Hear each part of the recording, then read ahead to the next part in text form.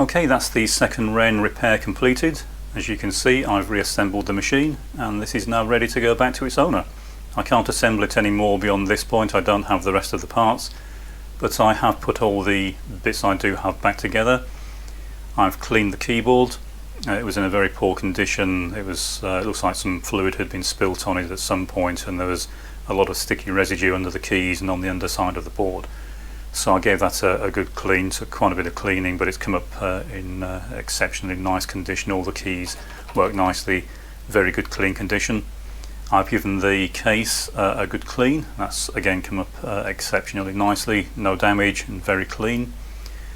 I did do a full set of tests on the main board. I reattached the fluke, did a full set of memory tests, full set of in-out tests.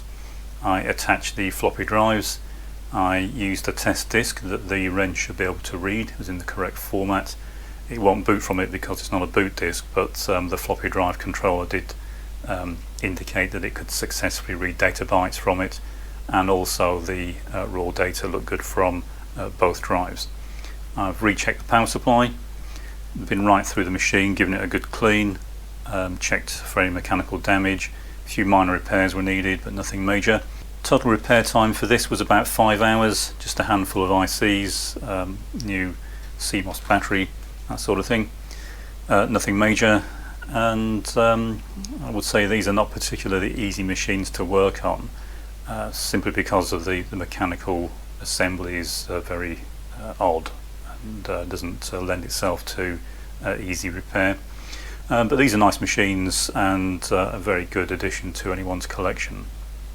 We'll give it one last power up. So it's going through its self-test, and we should see the power light come on steady, which we have, so it's passed the self-test.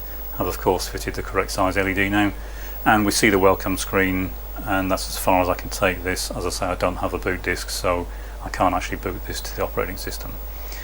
But it is now fully functional as far as I can tell, and so this can go back to its owner. Any comments are welcome.